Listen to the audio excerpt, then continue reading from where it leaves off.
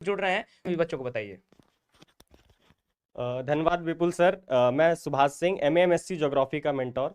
तो सबसे पहले बता दूं कि मेरा जो यूजी है, जो बीए ऑनर्स ज्योग्राफी था, वो 2017 से 20 का बैच था, बीएचयू से ही मेरा कंप्लीट हुआ। फिर मास्टर्स 2020 से 22 में, और 2022 में मास्टर कंप्लीट होते ही पीएचडी में भी एडमिशन हुआ, और अभी जेआरएफ क्वालिफाइड हूँ मैं। तो मेरा जो एक्सपीरियंस है, 2 साल से 2 बैच आ चुके हैं जो मैंने पढ़ाए हैं। तो 2000 पहला बैच जो था वो 2021 में आया।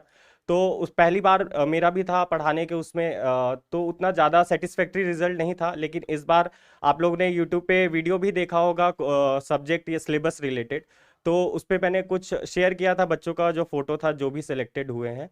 तो आप देख सकते हैं। और इस बार बी आई थिंक अबाउट 25 बच्चे जो हैं उन्होंने उनका एडमिशन हुआ है, जिसमें से 13 से 14 लोग बीएचयू में हैं, और कुछ लोग डीयू में हैं, जामिया में हैं, अलीगढ़ मुस्लिम में हैं, और क्या कहते हैं कुछ लोग सेंट्रल यूनिवर्सिटी पंजाब में भी हैं।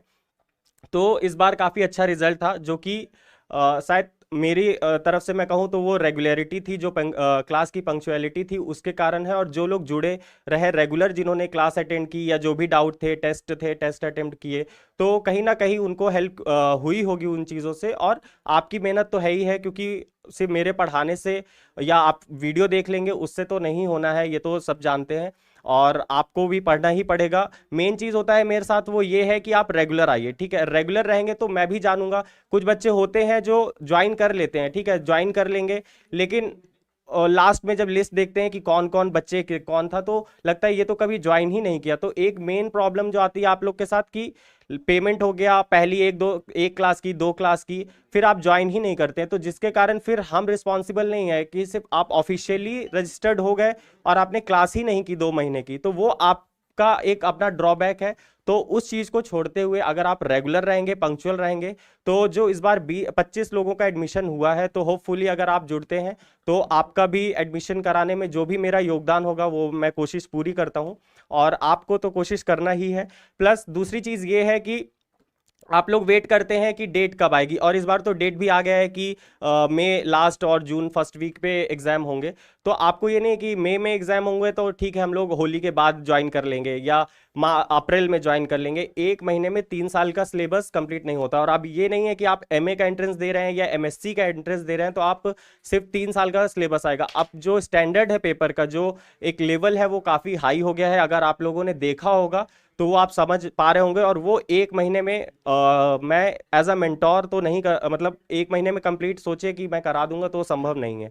हाँ, सिर्फ नाम बोलना है टॉपिक के तो वो संभव है, तो उसका कोई सेंस बनता नहीं है। तो इसलिए मैं हमेशा कहता हूँ, एक ही बात को हमेशा पॉइंट आउट करता हूँ कि आप लोग जब बैच स्टार्ट हो रहा है, जैसे अभी कुछ दिनों में ही क्लास स्टार्ट होंगी, तो आप लोग स्टार्टिंग से ही ज्वाइन करें, ताकि रेगुलरिटी रहे। और अगर आप सोचे लास्ट में एक महीने में सर हमको कुछ जादू करके पास करा देंगे या घोल के पिलाएंगे, तो वो संभव एकदम नहीं है, ठीक है। उसमें सिर्फ आपका एक टाइम वेस्टेज है, और मेरा तो कोई लॉस नहीं है, पैसा तो आएगा ही।